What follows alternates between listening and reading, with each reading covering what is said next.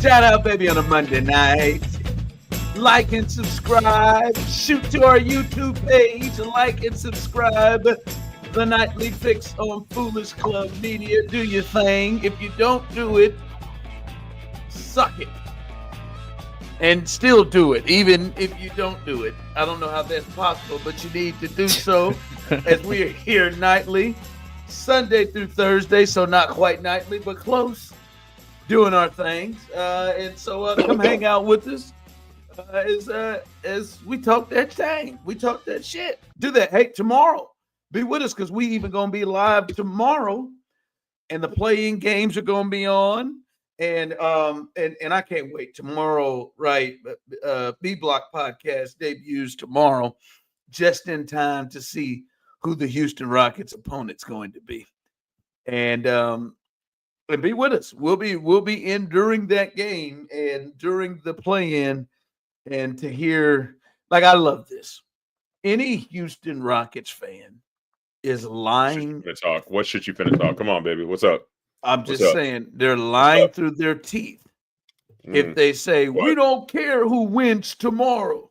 We don't give a shit who we got to play. I don't care. Give it to me. No, man. If it comes down to Captain Grenade and company with that coach that they just brought in, the assistant, because they just fired that coach, or you gotta try to figure out Steph Curry, Jimmy Butler, Draymond Green's crazy ass in a 7-game series. Nah, you want to play Memphis. No, and I know we got this regardless. Sure. I know it. And I'm not going to just discount you because of your lack of sports experience. So I'm not doing it. I'm not doing it. Look, man. I'm trying to get into it. Every single time I try to get into it. What do you do? You figure out a way to push me. I'm just telling you, the people listening and watching, Serda saw it.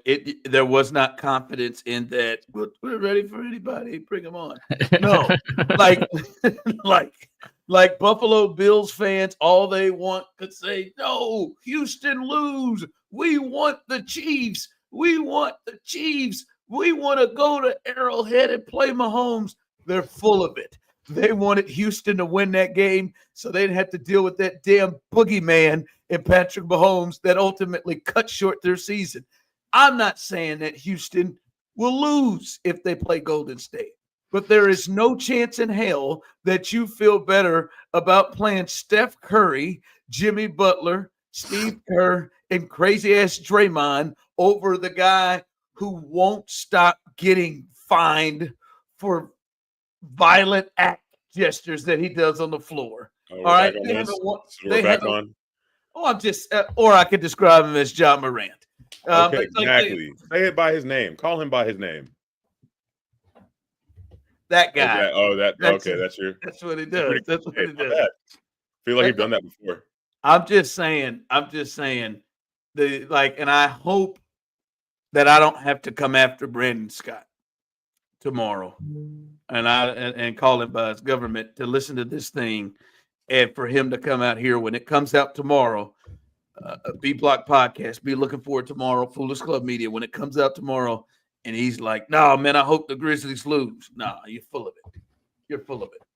I can't wait. I can't wait to hear what Brandon says tomorrow, because I know he's going to be way better well-versed at dealing with your bullshit. You know what I mean? He's gonna have the facts and the stats and everything else. You know what I mean? There's no bullshit in what I'm saying. He will be one that's like saying, yeah, I'm with you. I'd rather play Memphis. I want to play Memphis. Yeah. I mean, I think that's obvious, but can I say something about you attacking Osita over his sports fandom? And thank you. It feels very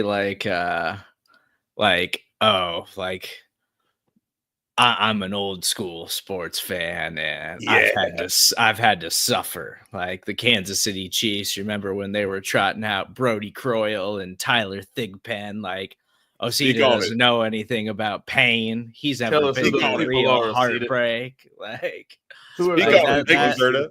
That's what you're doing right now. You're doing very old man sports fan compared to like new sports fan. Well, that's your opinion, and not every opinion is right. But Okay, hold on. Let's see what the people in the comments think about this. Comments. Do y'all feel listen, like Ron Hughley is being like an old head about sports fandom and kind of denying my foray into this new wide, wonderful world of sports by being a hater, a complete hater now?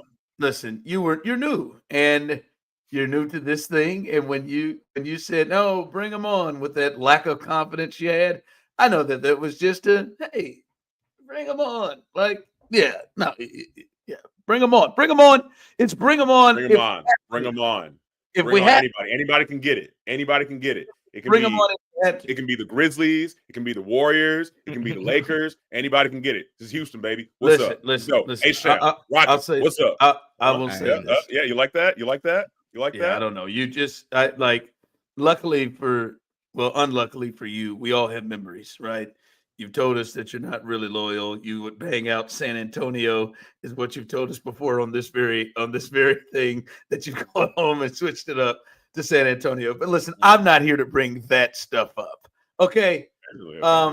Listen, I'll say this. If you feel, or any of the people listening feel, that I have in a space been picking on you, on your newness of a sports fan, because I do want to be inclusive. I want to say tough ass titties, deal with it. That's a part of being a sports fan. Okay. Until you start to grow into this thing, when you say stuff like that, it will be disregarded. Just like Serda did it in his own way and said, yeah, right, anybody would want to play Memphis. But then he slid off and then he disregarded it. He was just nice about it. In the words of the great, shut up, Steve. In the words of the great Herman Boone, I may be a mean cuss, but I'm a mean cuss to everybody and about everything. That's one of my favorite lines from Denzel. I will say the NBA is the one sport where the team that is worse, like, there's not a lot of upsets in the NBA playoffs traditionally. Every now and then you get a big one, but for the most part, the better team pretty much always wins. I feel like that was a little bit of shade towards the Rockets. I'm not going to lie. I feel like the Rockets are the 2 seed, Steve. What are you talking about? The Rockets are the 2 seed. I know, but I feel like every year there's a team that's like that during the regular season. And it's like, well, no, there's like more talented teams than that. If Golden State beats Memphis, which most people believe in as their favorite, I do think that Golden State would be favorite, even though the Rockets are the 2 seed and they've got home court advantage. It would, to me, very, very much like a couple of years ago when the Lakers were in the play-in and working through adversity. LeBron was obviously hit in the face. His vision was blurred, as he said. He saw 3 baskets and he just shot it in the one in the middle and he hit the game sealing 3 against Golden State. They went on to play a Memphis team at the time was a 2 seed that had a very similar feel to the Rockets, and the Lakers were favored in that series when they played them, and I think they actually end up winning in 5. But no, it'll be fun. We'll be watching it. We'll see what the matchups are. I think the Bulls are playing somebody first. Nobody cares. But then the Memphis Golden State game, that'll be what. Because Hey, I bet OKC sitting there saying like, hey, let's not get stupid here at Golden State. Won't you win this thing? We'd rather not see you in the first round if we don't have to. So it'll be good times, man. I just want to take the time to shout out some people on my prayer list. It really just one, and that's JD Vance, who has had a rough one. Let's pray for him. The Vice President of the United States of America is the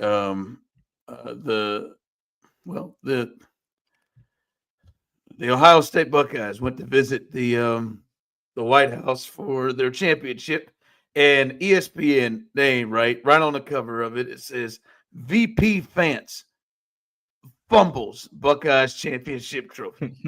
Oh yeah. It looked like he broke the damn thing.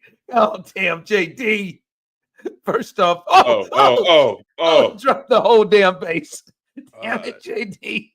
Hey, his look at him smile. He is not cracked a smile yet, right? Like he's not. Oh shoot! Oh, hey, it's a funny thing. He dropped it. Somebody had to come over to help. Damn it! Oh my God! Damn it, JD. Hey, look at the cats in the back. Look at the cats in the back. Like, oh damn! I love to see it. This is also. It's the same dude that got booed by a crowd of Trump supporters when he was first named VP, and he just like started cracking up, and he was like, "You guys are great. You guys are hilarious." I don't know who this young man is who decided to go off script from the rest of his teammates with the tan jacket and the tan suit, but his hands to catch the gold portion of this was huge because he easily could have let go, but his hands, he held it. He held on what JD could hold on to it. Oh my God, look at Don. You can't see Don in this picture, but Don's over there. Listen, this bumbling idiot. I believe that's what Don Trump is down there saying. This bumbling idiot. Now I've never had a trophy that large in my life. I got mostly participation awards, as you can assume, in my foray into sports as a child. But I feel like, is that shit held together by like weak ass magnets or something? Like there's like not even, if you look at the bottom of that gold part, it's like not even like there's not even a screw on the bottom or anything. Like what's going on because JD is not, I don't want to call him an idiot. He did go to Yale, but JD is not versed on this trophy. So what it is that black part is the base. Is the base, right? And so what you do is you can take the gold part out as the trophy that you pick up, right? When they hand it out, they pull the gold part out and they hand it. That's just the base. This fool tried to pick it all up at once. It just wasn't versed on it. But like it's like I'm looking at it's not damn JD. By the way, like we've come a long way. Like to think that you could be a heartbeat away from the presidency and you were voted in as to be the vice president. I didn't think that you could pull that off by going with a 2-letter first name. JD? JD, CJ. Like you had to quit what his real name is. Like you had to quit that. Well, I feel like it's an easy look. Like I'm looking it up. I feel like James David. James David. Right, like I would have thought like at some point when he was getting higher and higher in office, like he would go by James. Like just go by James. You know what I mean? Like you would think that. Like I always thought. Like I never thought you'd hear like when TJ Ford, I always thought was just out to run for higher office if he was going to be hell bent by going by TJ. I feel like that's like having a president named Cody or something like that. You saw a lot of Codys when you were a kid. Not yet. It's coming though. You don't necessarily see a lot of Codys in your adult age. Like, my name's Cody. I'm the VP of management of this company that we're at. You don't see Codys in the fucking world. Like President Obama, he was Barry. Like that was his name. He didn't call himself Barack. He went by Barry. And then as this thing started getting serious, and you go from community organizer to senator, we got to go ahead and we got to chill this thing to Barack. Although Barry would, you call me by my God-given name. God damn it! But James decided to go with JD, and you just you have a lot of vice presidents or presidents by the name of JD. That's what he gets for trying to pick up the trophy, anyways. You just don't do that. Yeah, that's a great question, Steve. What made him feel like he needed to pick up that trophy? Yeah, you didn't win it. Like you're there to take pictures and shake hands. Like, well, they had it seated. They had it placed on that desk, and that seemed like that was its home. Okay, so like let it replay real quick. So it's on the desk, right? You see it on the desk.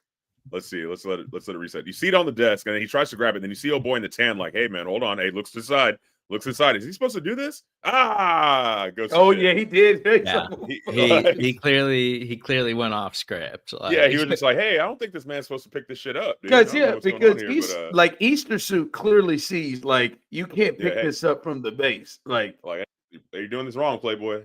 Doing this real wrong, Playboy. Oh no. Hey, though, while we talking about JD, we know in 3 years he's probably going to be like the Republican front runner to be the president. Yeah, and you know who he might be going up against. Oh, your boy. So hey, your boy. Let's talk. So are you all? This seems like a great segue. Are you all comfortable with the fact like that this is a real thing now? Like this is like this Stephen A. Smith like running for president. Like this is serious. This is I can see Serda lining up. This is Steve. You want to fight this? This is serious. If you have it, he was on. Stephen A. was on This Week with George Stephanopoulos, and guys, I have talked about this a little bit on this show, and I've talked about it individually with you guys off the air. He is doing things to get himself in the political space. He has been talking about this too much. His own personal show. He is doing interviews with politicians. He is having commentary on the election. He is on with Sean Hannity. He is on with Chris Cuomo. He goes on weekly with them. Now he's on with George Stephanopoulos this week, like one of the shows on Sunday mornings that rolls. Do you have what he had to say about running for office? Let's play this for the audience. This is serious. I have no choice because I've had elected officials, and I'm not going to give their names, elected officials coming up to me. I've had folks who are pundits come up to me. I've had folks that got a lot of money, billionaires and others, that have talked to me about exploratory committees and things of that nature. I'm not a politician. I've never had a desire to be a politician. I just signed a contract extension with ESPN. I am very, very pretty happy good one, too. With my day job. I'm very happy with my bosses. It's a pretty damn good one. Just right. It's a pretty damn good contract. I couldn't be happier. But here's the reality. People have walked up to me, including my own pastor, for crying out loud, who has said to me, you don't know what God has planned for you. At least show the respect to the people who believe in you, who respect you, who believe that you can make a difference in this country, to leave the door open for any possibilities 2 to 3 years down the line. And that's what I've decided to do. But again, whether it's Governor Westmore, who I know, or Governor Josh Shapiro from Pennsylvania, who I know, Andrew Cuomo, who I had the pleasure of interviewing, who's trying to get back in things, be the next mayor of New York, etc. I see a lot of people that obviously and clearly are more qualified than me. But in the same breath, when you think about what Trump is getting away with, when you think about what you brought up about Steve Bannon, who's trying to be slick because he's looking at a non-political individual like myself, looking at me as a populist. But you better be careful what you ask for, because some of the stuff that Trump and the right has been trying to get away with, like circumventing the 22nd Amendment of the Constitution, talking about how there could be a third term. Excuse me, be careful what you wish for, because if any GOP member, if any Republican supports that, I don't want to hear a word out of their mouth ever again about the following the Constitution, the Constitution, the Constitution. That's what they've been living off for years. And then you're talking about circumventing the 22nd Amendment, and you think that's cool? No way. This is, guys, this is happening. Hey, this is serious. This is happening, and you cannot, and I can see it in your eyes, Steve. You can't poo-poo this away after Trump pulled this off. You can't poo-poo this away. When I say like Trump pulled this off, I mean a celebrity outside of politics that has not been involved in politics ever coming in, and everybody think it's like some sort of a joke, and all of a sudden he takes over the thing. I'm not saying Stephen A. is going to do that. I'm just saying you can't just poo-poo this one away and just think that this dude ain't going to seriously try to make a run. Now, I would just caution Stephen A. when you start to hearing the people who keep saying this, like I'm hearing a lot of people on the right saying the one person that scares them in the Democratic Party would be Stephen A. Smith if he ran as a Democrat. It's absurd. Look, they wouldn't say the person that scares them if it was if the person that scares them. They're not going to say out loud that person is the one that scares them. They're going to say the one that they can have a field day beating, and the one that they would hope would seriously pump his head up to go up there and just create chaos in the middle of the thing. So but for him, you just heard him. First off, he is on all the time. He is talking about politics damn near the same amount of time he is talking about sports. And all of a sudden, you saw in that clip that you just played, Serda, there was no denial. He opened the door, and then he went and got in a stance and tried to put himself against the right. Like, I would caution to say you're buddying with guys like Sean Hannity. I don't know if that would help the base of the Democratic Party. But Steve, this is something I don't know if it's going to be real. You're not taking serious at all, and I don't think you should be in that because it's not meant to be taken seriously. You know how many people have said things like this? Yes.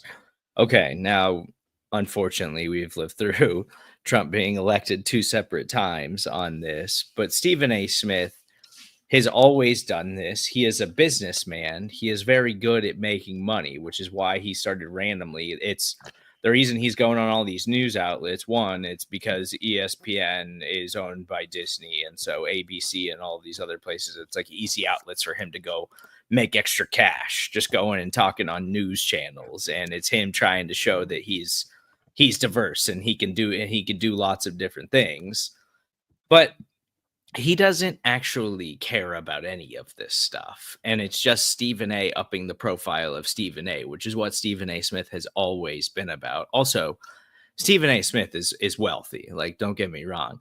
Stephen A. Smith isn't wealthy enough or a big enough celebrity to think that that's going to carry over into a political race to become president of the United States. That's absurd. It's not absurd if you just watch who the current president is. It's not absurd. I mean, I'm going to say, I don't think it's absurd because, like, obviously, no, real quick, Osita, it's not. I'm saying it's not absurd. I'm not saying it's not absurd to think that Stephen A. would try to run for office. No, I'm saying it's not absurd to think he is thinking that he couldn't run. But we have seen actors go to politics quite a bit. You saw that with Arnold Schwarzenegger being the governor of California. You saw that with Ronald Reagan also being the governor of California before he became the president. You know what I mean? It's not a foreign thing. But to say that this man, I don't know. To say that this man said he was on a mission from God, that is wild to me, man. He's just like, well, no, he said his pastor said that.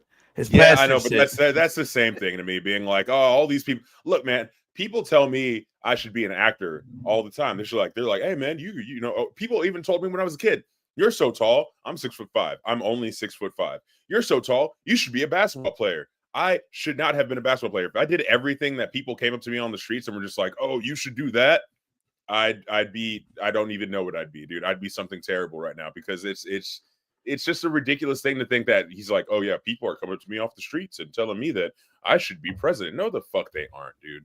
No, they are not. They're not telling you that. Like, that's the pastor thing. That's the pastor thing. Just seems like such a made up. My pastor came up to me and told me that I should run for president, bro. You don't want to start somewhere a little lower. They ran polls. Bro. Who do you think you are? They ran polls, and he was ahead of Kamala Harris. He was ahead of like some of the heavy hitters. What are the polls? The polls don't mean anything anyways. None of it's ever accurate. Oh my God, this sounds like what people did with Trump. It's what it sounds like. Like like Trump's polling wasn't even good, and he got elected again anyways. Sure, but I'm just saying, polls don't mean anything. Like laughing it off and not taking it serious. Yes, We have heard people like The Rock. Yeah, I'm going to run for president. Stupid ass Kanye. Yeah, I'm going to run for president. Yeah, we all heard Kanye. I was going to say we heard Kanye. But hold on. Also, those people are much, much wealthier than Stephen A. Smith is. But listen, politicians who run aren't wealthy. No, like but they have relationships with people who are very, very wealthy. All right, and these guys. Stephen A's got some good relationships, but I don't think Stephen A's got those kinds of. Listen, I don't think Stephen A is full of it when he says that there are powerful people who have gauged his interest in it and think he could be their version of Donald Trump to the left. I don't think that is crazy. And again, I don't think Stephen A is an idiot. I think Stephen A knows if this is something he wants to do. He is laying the groundwork even more than Trump did to do this. He's giving his opinion on a lot of things. He is basically doing this to the American public on a weekly basis right now and going to those. Like Kanye wasn't invited on This Week with George Stephanopoulos to give real opinions and points. He wasn't running on polling. Like this is not just a random celebrity says I am running for president. But no. This is, and then he's doing everything that people that are going to run do and deny that they're not going to run, but keep doing things outwardly right in front of us that scream, I'm gauging, I'm thinking about running. This is the part that makes me really nervous. What is, and Serda, you could probably answer this a little bit better than Osita. What would you say is Stephen A. Smith's expertise? Like what did he do? What is the thing that he built that's the start of how he has gotten up to this point to where he is arguably the most powerful person in sports media? His expertise is selling himself and his topic presentation. All right. I don't believe that he started out as like an NBA guy. That was his big thing. That was his expertise. I don't think that's even an expertise of his anymore. Like I don't value his NBA opinions because I don't think he even follows it that closely anymore. He just wants to hot take everything. Like I don't think he's got expertise in sports these days. He's an expert. He's an expert in creating headlines and presenting topics that will get traction on the internet and on television. Which is you're kind of making Ron's point, man. I'm not gonna lie to you. But first off, I just need Serda to step out from making this about his opinion and just the overall thing. You said it. He got into the business of this covering the NBA, right? That was his expertise. He covered the NBA. He covered the Sixers for the Inquirer. He covered the NBA as a whole. And shout out to Bomani Jones, who kind of threw this thought in my mind. Like, here's the scary thing about what is happening in this country right now is covering basketball is his expertise. But nobody would say like, hey, man, you played at Winston-Salem State. You've never been in front office. You just covered the sport. Even though that's his expertise for years and what we've known him for. Right now, which do you think he seriously has a better chance of doing? Becoming an NBA head coach or becoming the president of the United States? Which do you think is the more difficult thing for him to do? Become an NBA head coach. I don't. I do not. I think it is more. Yes. The more difficult thing. Yes, you're right. I agree.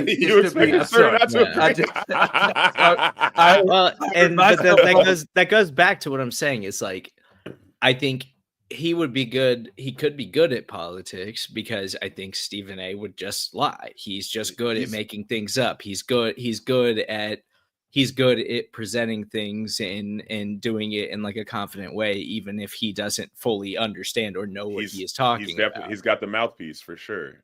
Yeah. But I'm just saying he's got no experience whatsoever in politics, in governing, in any foreign policy, nothing.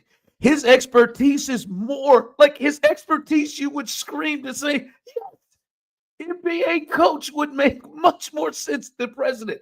But where we are in this country is Stephen A. Smith has been involved with the NBA for 40 years, 30, 40 years.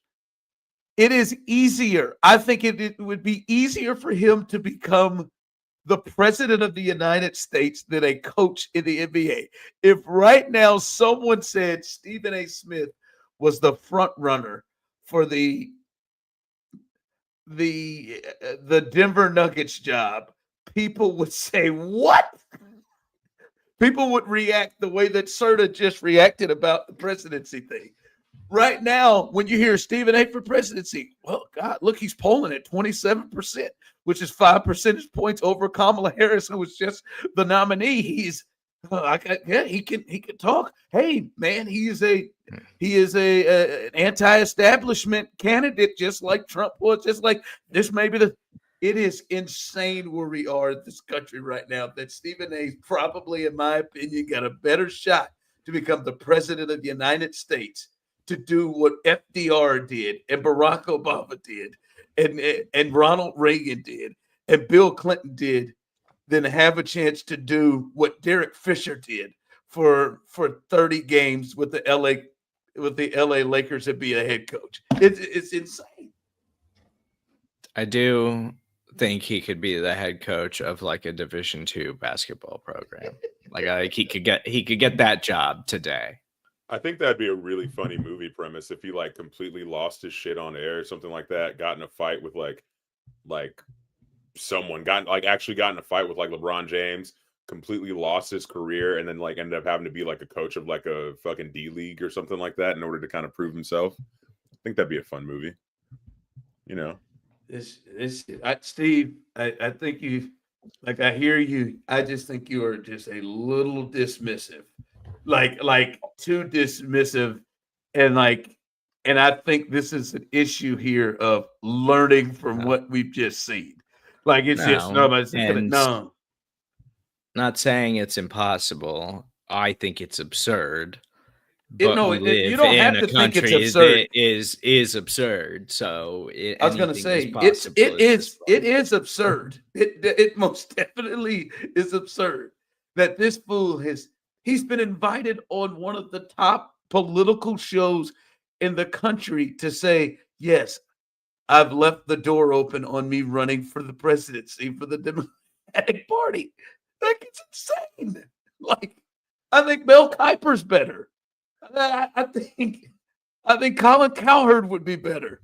Also, doesn't it kind of remind you of like, did y'all ever see Head of State with Chris Rock? Yes. Shout out. Shout out to who? Chris Rock dead or something? Oh, Bernie Mac. Okay, yeah, Bernie Mac wasn't that? Yeah, he was a brother. Anyway, so it reminds me of the beginning of Head of State, wherever those like the rich guys were just kind of like, hey, we need a face. We just need a face. We need somebody. We need a black guy. You know what I mean? Like that's kind of. He's saw like, that movie. You never saw? That's the one black movie you've never seen. Hey, pencil that one in.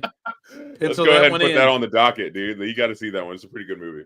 It's fun. It's messed up, but I'm not gonna lie. The entire time, so I went to Obama's first inauguration when I was in high school and stuff, and it was like a great time. But because I saw that movie, like half the time, I was just like waiting for shots to ring out. Like I was like on the was it the mall or something like that, the Washington Mall or the wherever they have all the people like hang out before they do the inauguration, everything like that. And I was just waiting. Like felt like something bad was about to happen, but it just kind of never did. You know, it ended up being a really good time.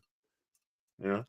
Yeah. I need a break. You just took this shit real dark for some reason, man. Oh, come on. I mean, we're dark enough with Stephen A. Smith thinking he's got a chance to be the president. Now we're on inauguration day in 2008 and thinking shots are going to ring out on Barack Obama and Michelle, I saw it in a movie once. Who we know from Michelle, she won't go low. She'll just stay high.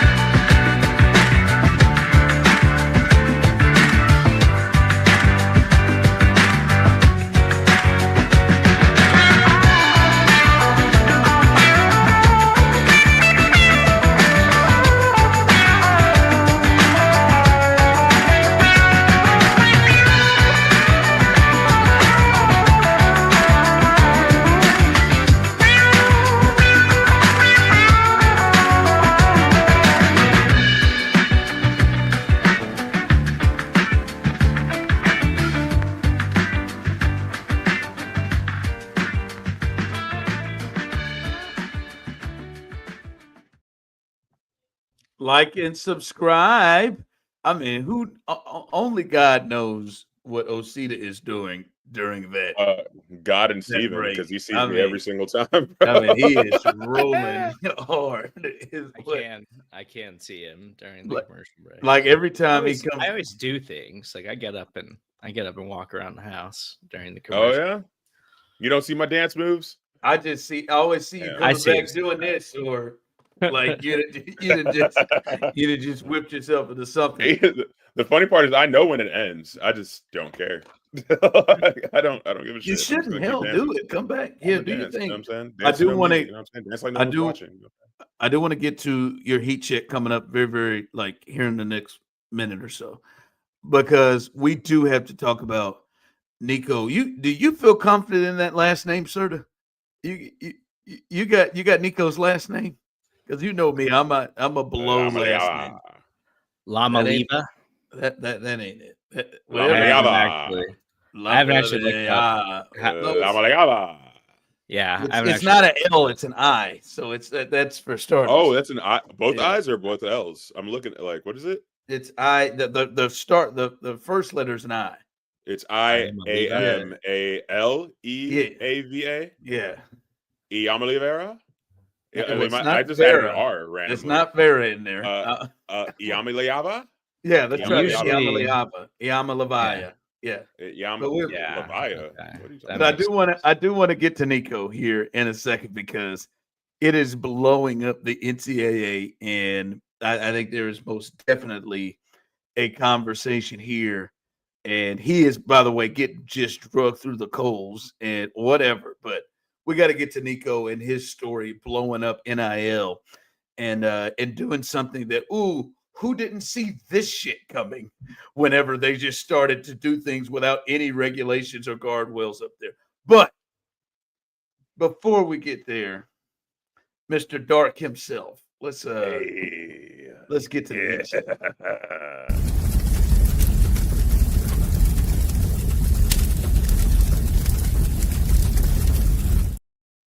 All right, y'all. So for tonight's heat check, obviously yesterday we talked about how I am a diehard, lifelong Astros fan, and been there since day one. And there was a catch that I feel like should, if it hasn't been seen around the world, I feel like it should be seen around the world.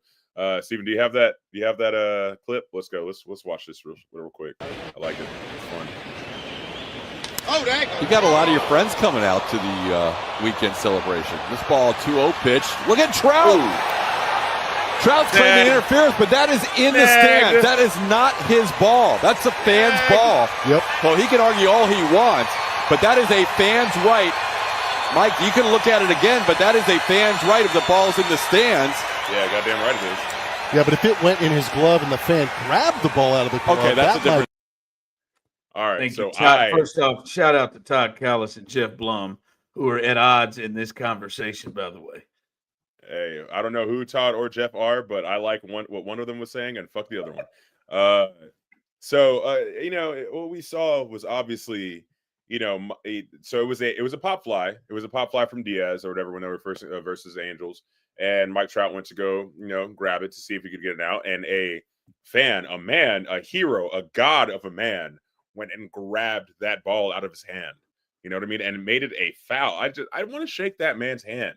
You know what I mean? I feel like he did exactly what every Astros fan, every real American would do in that situation, and just rip the chance of having an out right out of the soul of Mike Trout. He thought he had something, and he just did not. And so I'm talking to one of my friends about it. I'm just like, hey, he did exactly what the fuck he was supposed to do. Did exactly what he was supposed to do. And my friend just goes, and my friend's a diehard Astros fan just like me. And he says, oh no, man, he really shouldn't have done that. I'm like, no, fuck that. I feel, if you're playing against the Astros, you're not only playing against the Astros, you're playing against us. It's like A&M in the 12th man. You know what I mean? Like, you got to play against everybody there. And so the fact that a fan came out and just like grabbed that shit, I found it amazing. You know what I mean? I feel like there should be more of that. Listen, he did his job. He did his job. I wonder, but I don't know how much he did his job on purpose. I wonder when he realized, like, because I think he's just doing what all of us do, and that's going for a ball. I don't know if he knew that was Mike Trout's glove that there was. I think he's just looking up at the ball and going after the ball. And he thought he might have been battling somebody else in the stands with a glove, but I'm getting that ball. I bet you he did not know that was Mike Trout's glove. I don't think he looked up there and thought to himself, like, there's a thought in the mind as if, like, this guy looked up there and he saw that ball hit and he was thinking, oh, shit, I got a chance to stop this from becoming an out. Let me get over here and let me get in here and play a little extra defense out here. No, he was going for the ball. That's why, to me, poor Steve. God, what is Steve's Bartman?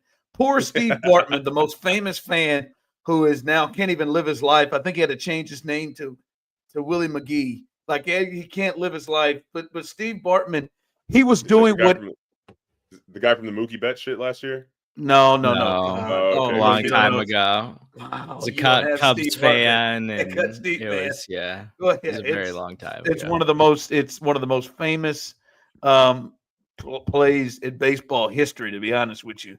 The Cubs were trying to break their curse, and Steve Bartman just did what that guy did what fans. He's a Cubs fan, though. Go find Steve Bartman. Put up the famous, if you can find the famous picture. I would love to watch this. Not even just the picture of Steve Bartman, who had to sit there getting cussed out by Cubs fans who wanted to kill him because he had his headphones on. A lifelong fan. Steve just went up to go after the ball like that guy did, and you're not thinking, oh, my guy for the Cubs has a chance to catch it. Let me back off. No, the ball goes up. You got a chance to catch a foul ball or home run ball or whatever, and you're at the game. You just want to make that play. You want to go ahead and get you a ball and get you a souvenir. And that's all Steve was doing, and that's all that guy was thinking. Now, what happened to happen is, you stepped up. And not only did you get you a souvenir, you almost took the glove right off of Mike Trout. And that could have been an out. And it wasn't. You stopped it. But I'd like it helped, but that ain't what was in that guy's mind. That guy's mind was what everybody else was around the section is, ooh, I got a chance to get a souvenir. Oh, see, you didn't have to play it. Oh God. Watch Moises Alou lose his mind, and he's gonna lose it. They go ahead to lose that game in the series. By the way, like, they're up. Steve Bartman, now everybody blames him. He's just trying to catch it, like everybody else in the section was. There's Steve. God, he's got his little Cubs hat on. Yeah. He has headphones on because he was such a big baseball fan. He liked listening to, like, the radio play-by-play during the game. While he's at the game. As you can imagine, he was a Halloween costume for years to come. Yeah, I was going to say, I was looking it up. He had that Renegade shirt, and I really like that. And then he just did this while he was getting cussed out by Cubs fans coming over. He just sat there, had to be escorted out. He had to move from Chicago. People were coming by his house and calling him and shit. Like, it was bad. But what pisses me off is everybody in the section was going for that ball. All of them were. Yeah. They were all going. He just made contact with them. None of them were saying, "No, back off. Let Moises catch it." No, they were all going for it. So, they blamed it. Everybody in Chicago blamed him for it. There was like a 30 for 30 made about it. Like, he's got death threats. I told you he had to go in. I think he had to go in protection. It, like, ruined his life, like, that moment, and it was one of, like, the most famous moments in baseball. He stopped having sex. He's still, like, reportedly in the 30s. That was 15 plus years ago, right? I think that was 20 something years ago. 2023 or 2003. There's 2000. No, I like what my guy did for the Astros, because I felt like, sometimes the fans got to stand up and, put a little bit of extra defense in there. The Steve Bartman situation, that's wild. You know what I mean? Like, I'm sure he's not thinking like, oh, I'm going to grab this and, like, keep it out of the hand of the, one of the players on the fucking team for the team I'm actually going for. But, like, and I know that in the situation against the Astros, you can actually see the guy be like, oh shit, and then try to give the ball back and stuff like that. But I'm glad he didn't, and I'm really glad he did that. And I'm glad he I really hope that they have like a day for him or something like that at the Astros. Well, he needs a day. He needs a day, bro. He needs a fucking day. Yeah, because we maybe went on. I think I'm pretty sure. Maybe if it was a playoff game, Osita, but not like the 14th game of the season. I don't know. Hey, that gets it. Let him do his thing, dude. I feel like the man should be up there, like on a pedestal. I feel like he did exactly what he was supposed to do. Hey, you put him on there, then you do it. Yeah, exactly. We will put him on there. We will put somebody who is not on a pedestal is Nico. Nico from Tennessee. If you don't know this story, Nico was a starting quarterback at Tennessee, pretty good player. Tennessee, he helped lead them to the college football playoff, which is to me, which feels like now in college football, the equivalent of making it to the Final Four. Right now is only 12 teams get in, and you make it. Your season was good enough. He was the star quarterback. It's a little read. I do a little reading here.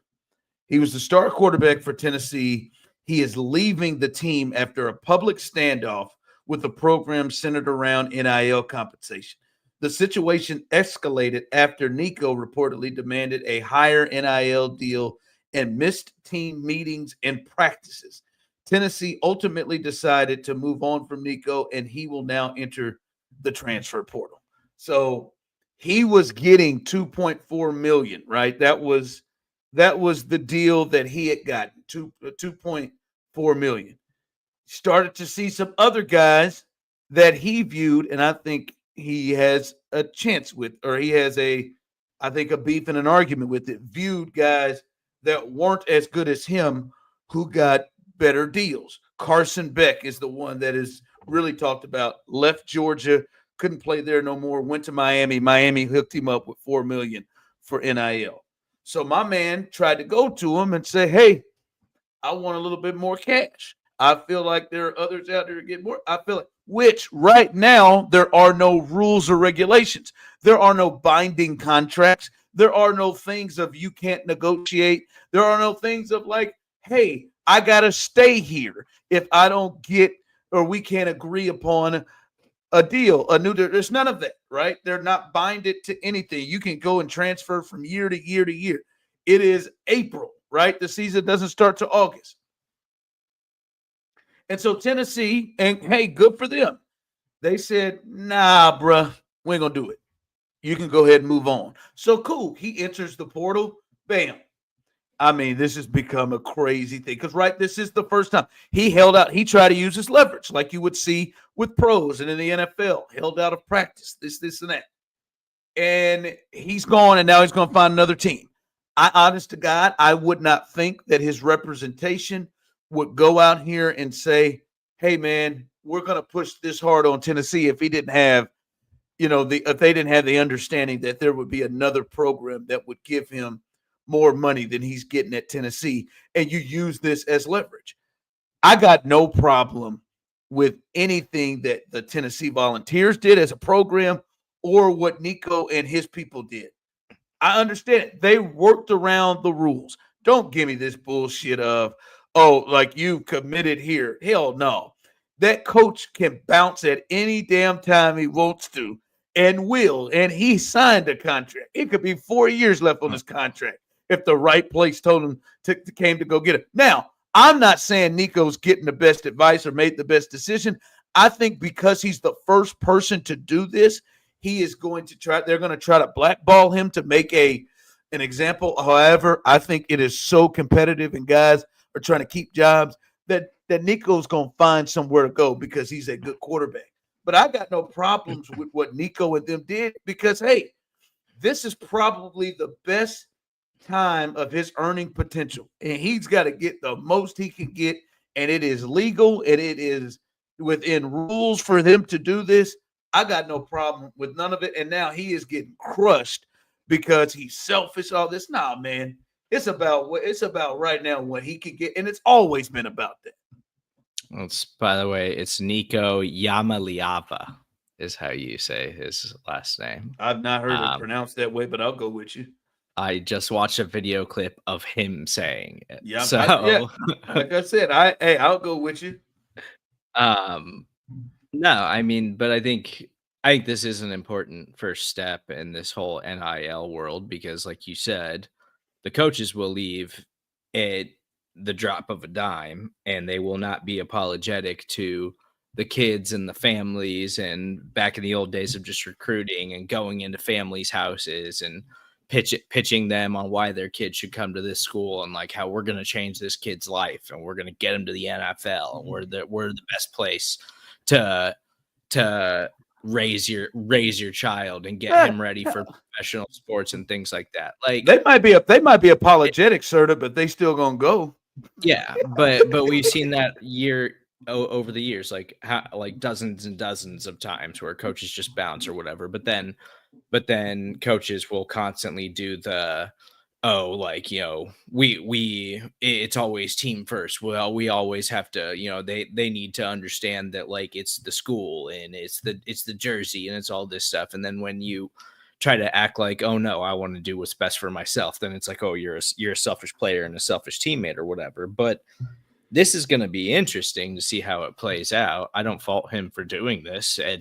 I think he probably will get more money from somewhere else. I do think it's going to be harder for guys to do this in college because in college they're always going to be like, we got somebody else that we think we can just roll with, or we got another quarterback, we got another recruit that we feel like we can, but also maybe, but I mean, I think that is true. Like I think they're always going to be like, we got a younger player that we could test out and see what we got in him, and we're not going to have to do this. But it's also going to be interesting to see if this actually leads to more guys doing this and more guys testing their worth, because I do think there's other schools that maybe won't stand their ground and maybe say like, oh, if we got a chance, we think we're like a real contender to go compete for a national championship, just give him whatever he wants. Like, because you can always find more money from a booster somewhere in this world.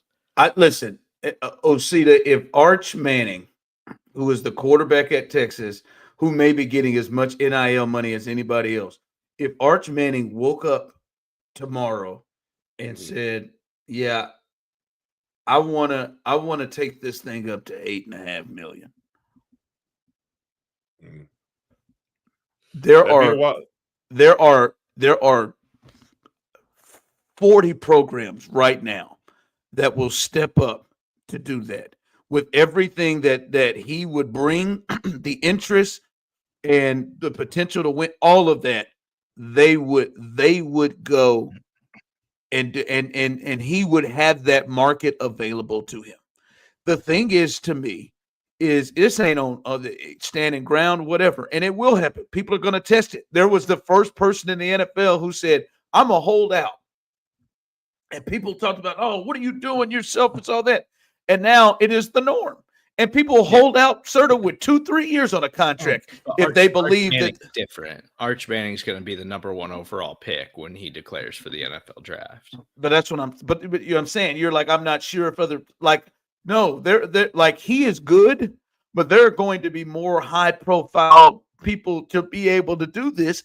And as long as the NCAA does not put in guardrails, I bet you all three of us right now can come up with something that would make sense to come close enough to appease all sides and not have the college sports landscape look. Because listen, I'm going to tell you this.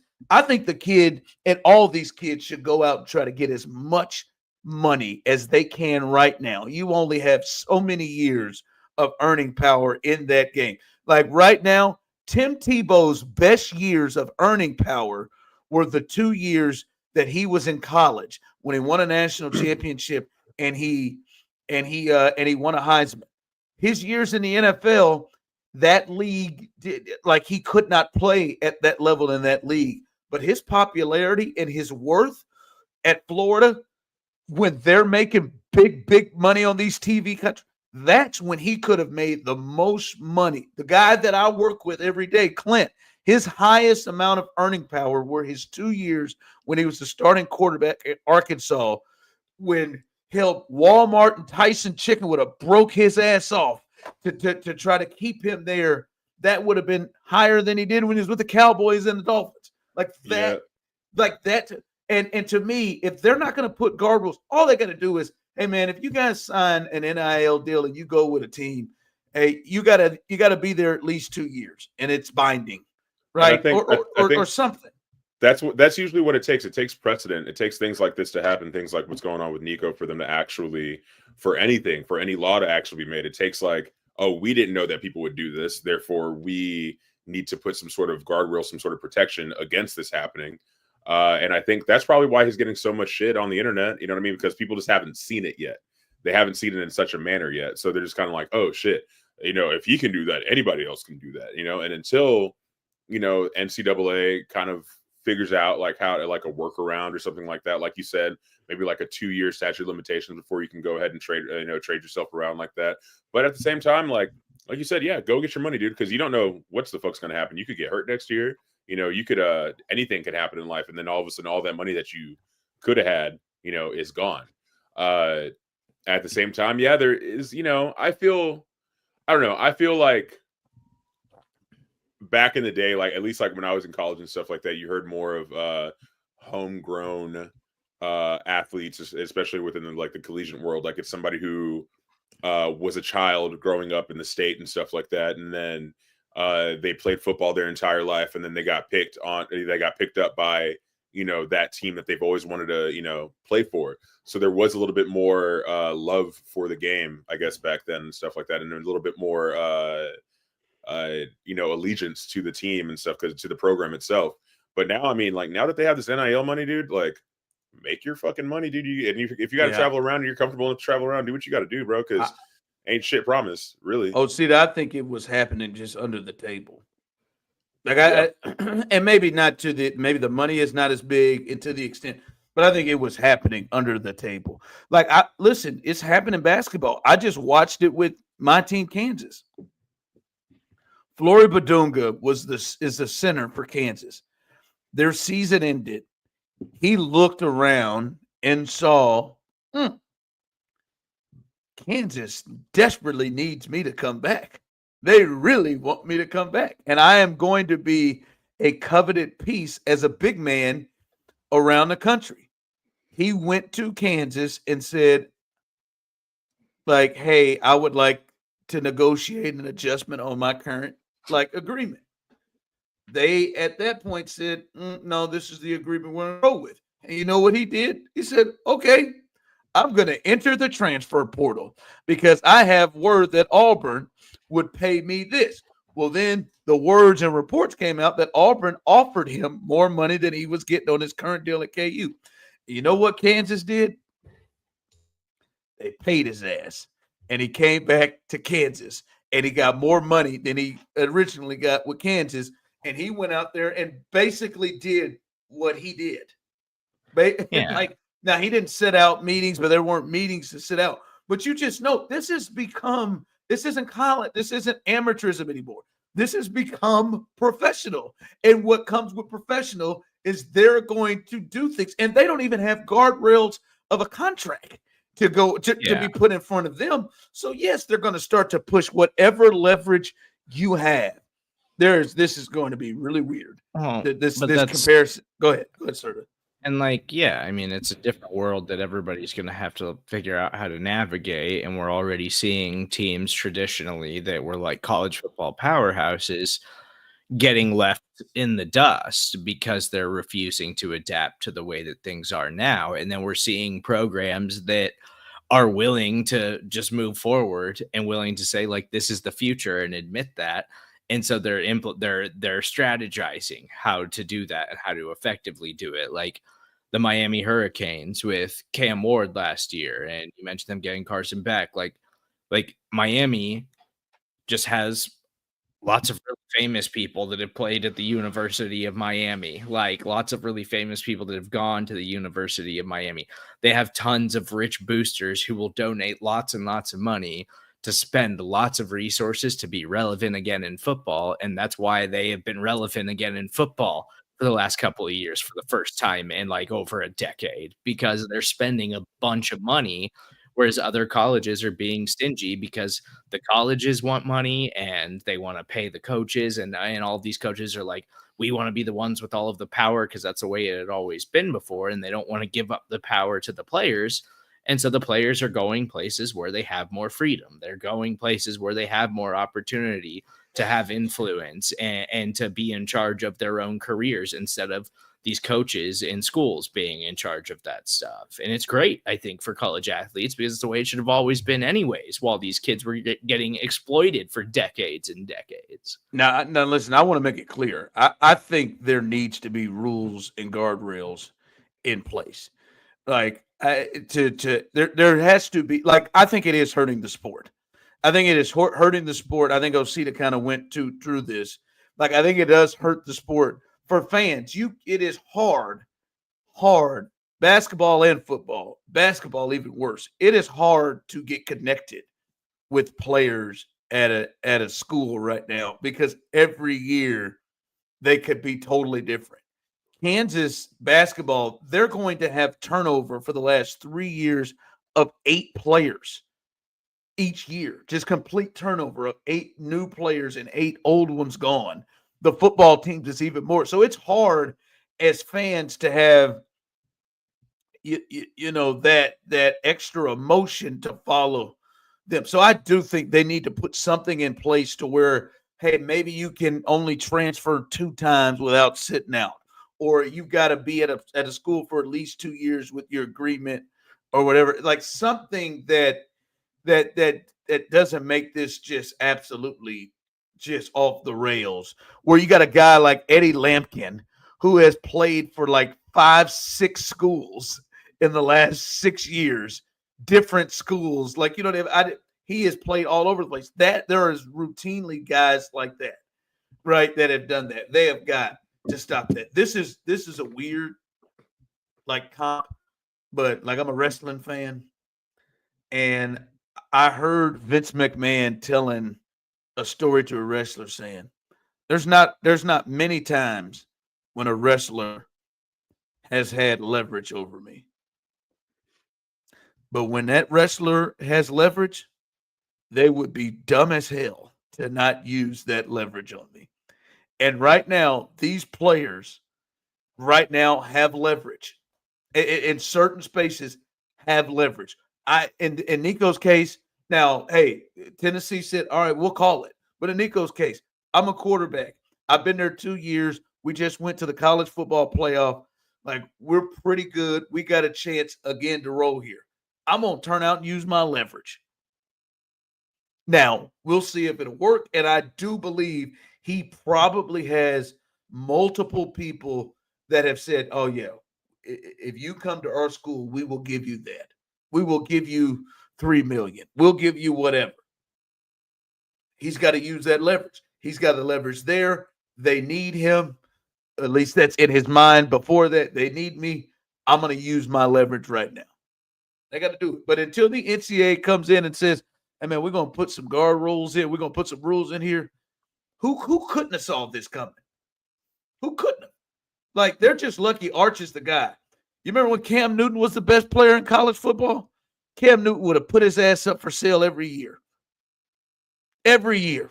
And I don't blame him. Every damn year. Jameis would have been eating W's, putting himself up, stealing crab legs. I'll steal the crab legs from Louisville. I'll steal crab legs from everywhere. He'd have done it. Take us home, Osita. All right, guys. Well, speaking of WWE, a little bit of wrestling, a little bit of 2 dumb wrestlers using leverage over each other, more physical rather than like mental leverage. Oh, okay. And you like that, right? I'm waiting for when I was in high school. Okay, well, when I was in high school, I was in love with the little French girl, man. It was a good time.